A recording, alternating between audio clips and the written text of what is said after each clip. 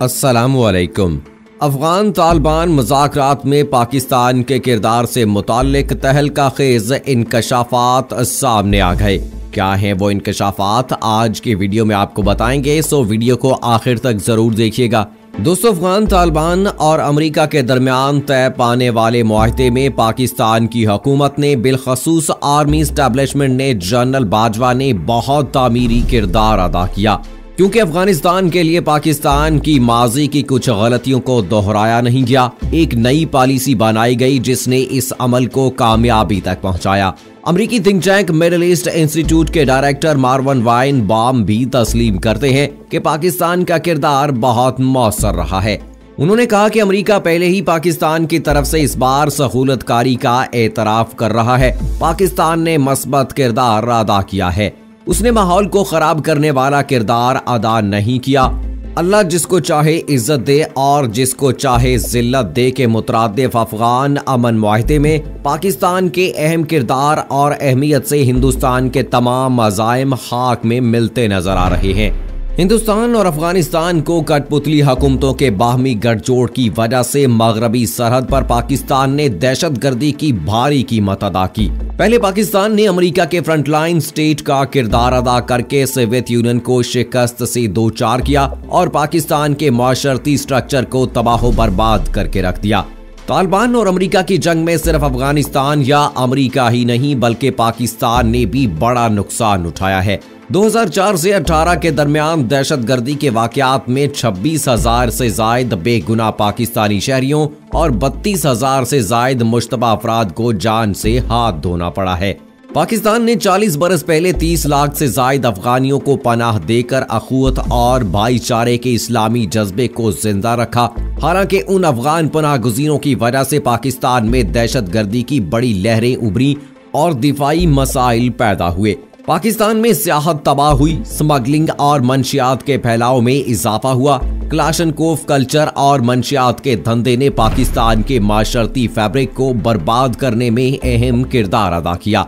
और इसके बाद 9/11 के वाक़े के बाद पाकिस्तान में दहशतगर्दी की वजह से 60,000 सिविलियन और 7,000 सिक्योरिटी एहलकारों को शहीद होना पड़ा और मईशत को 103 अरब डॉलर्स का शदीद नुकसान उठाना पड़ा।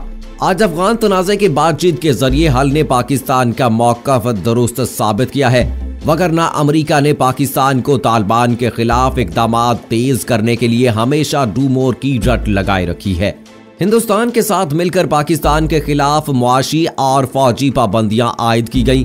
पाकिस्तान का नाम FATF की ग्रे लिस्ट में शामिल किया गया, मगर आज अमेरिका और तालिबान के दरमियान अमन मुआहदे की वजह से पाकिस्तान दुनिया की नजरों में सुरखरू हो गया है।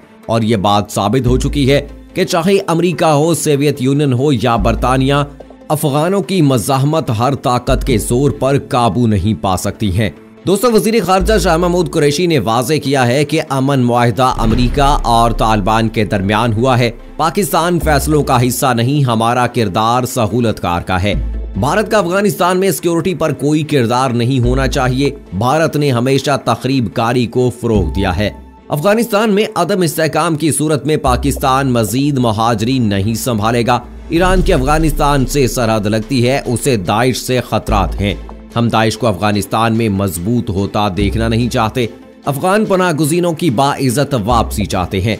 आइंदा किसी अदम इस्तेहकाम की सूरत में शायद पाकिस्तान मुहाजिरीन का बोझ नहीं उठा सकेगा। अगर अफगानिस्तान में तशद्दुद बढ़ा तो पाकिस्तान पर भी असर आ सकता है।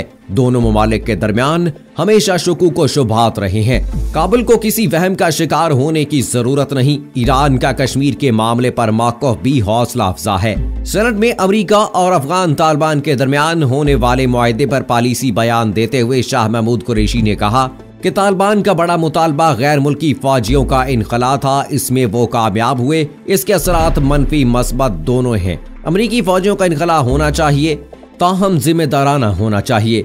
135 दिन में 8,600 फौजी रह जाएंगे, जबकि 14 माह में सारे फौजी निकल जाएंगे। वज़ीर ख़ारजा शाह महमूद कुरैशी ने खबरदार किया कि भारत का अफगानिस्तान में सिक्योरिटी पर कोई किरदार नहीं होना चाहिए। भारत ने हमेशा तखरीबकारी को ही फरोग दिया है। अफगानिस्तान में अदम इस्तेहकाम की सूरत में पाकिस्तान मजीद मुहाजिरीन नहीं संभालेगा। अफगानिस्तान में एक तबका पाकिस्तान मुखालिफ है। उन्होंने कहा कि अशरफ गनी और अब्दुल्ला की सोच में फर्क है। अलकायदा दाइश की अफगानिस्तान में मौजूदगी का भी इल्म है। भारत के अफगानिस्तान में किरदार पर पाकिस्तान की तशवीश बजा है।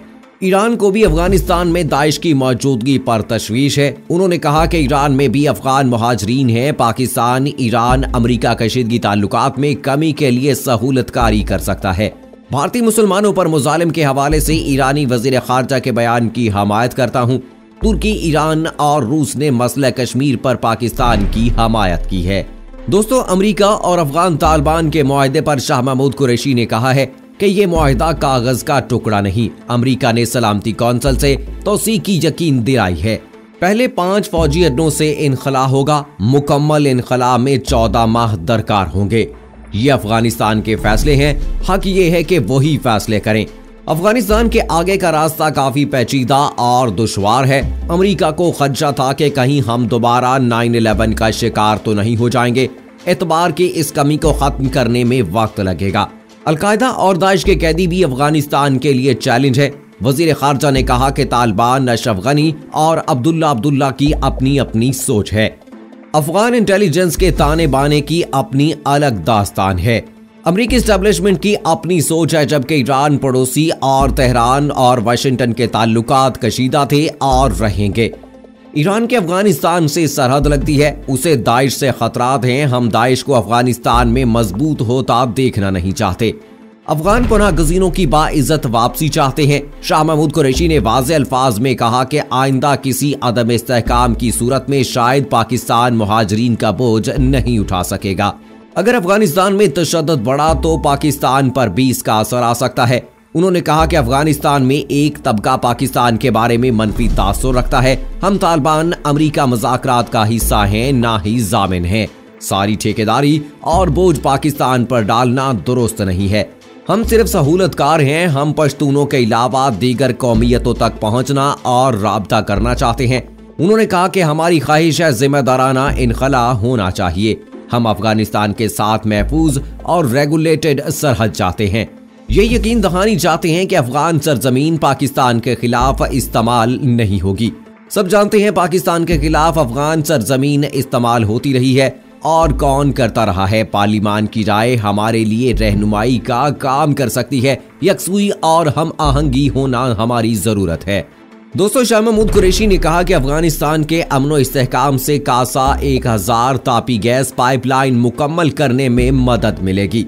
वहां अमन से तजारत और इक्तसादी राहदारी को बेपनाह फायदा होगा। उन्होंने कहा कि अफगानिस्तान हमारा पड़ोसी है, इससे ला ताल्लुक नहीं हो सकते। दोनों ममालिक के दरमियान हमेशा शकूक व शुबहात रहे हैं। काबुल को किसी वहम का शिकार होने की जरूरत नहीं है। वजीर खारजा ने कहा कि हमारे दिल साफ नहीं होंगे तो कोई तीसरी ताकत रास्ता नहीं निकाल सकती। माजी में इसका नतीजा पाकिस्तान और अफगानिस्तान को भुगतना पड़ा है। वहां अमन तभी आएगा जब अफगान धड़ों में मुसालिहत होगी। शाह महमूद कुरैशी ने ईरानी वजीर खारजा जवाद ज़रीफ के दिल्ली में खून की हौली के खिलाफ बयान को खुशाइंद करार दिया और कहा कि ईरान का कश्मीर के मामले पर मौक़िफ़ भी हौसला अफजा है। इस जंग को बुनियाद बनाकर पाकिस्तान की दुश्मन कुव्वतों ने भरपूर फायदा उठाते हुए पाकिस्तान में दहशतगर्दी भी कराई और इल्जाम भी तालिबान पर डाला। लेकिन अब इस अफगान अमन मुआहदे में तालिबान ने यह कबूल किया है कि अफगान सरजमीन अमरीका और उसके इत्तहादियों के खिलाफ इस्तेमाल नहीं होगी। लिहाजा अब ये उम्मीद वाज़ेह हो गई है कि अफगानिस्तान से पाकिस्तान के खिलाफ दहशतगर्दी की सरपरस्ती में कमी आ जाएगी। वहां पर दहशतगर्दों के ठिकाने तालिबान को खुद खत्म करने होंगे और रा के एजेंटों को पाकिस्तान के खिलाफ तखरीबकारियों से भी तालिबान ही को रोकना होगा। तो दोस्तों, हम इस हवाले से पहले अपनी वीडियोस में बात कर चुके हैं कि पाकिस्तान में जो दहशतगर्दी होती रही है वो अफगानिस्तान की सरजमीन को इस्तेमाल करके भारत ने की है। और यही वजह है कि अब जब के तालिबान और अमेरिका के दरमियान अमन मुआहदा हुआ है तो इससे पाकिस्तान तो खुश नजर आता है, पाकिस्तान की कोशिशें भी नजर आती हैं। लेकिन वहीं पर भारतीय सरकार, नरेंद्र मोदी और भारतीय अवाम इससे खुश नजर नहीं आती है। सो दोस्तों, उम्मीद करते हैं कि इंशाअल्लाह आने वाले वक्त में भारत मजीद मुश्किलात का शिकार होगा और वहां पर रहने वाले मुसलमानों पे जो जुल्म सितम किया जा रहा है इसकी सजा नरेंद्र मोदी को भुगतना पड़ेगी। सो दोस्तों, ये थी अब तक की लेटेस्ट अपडेट्स। मुझे अगली वीडियो तक इजाजत दीजिएगा। फी अमानिल्लाह।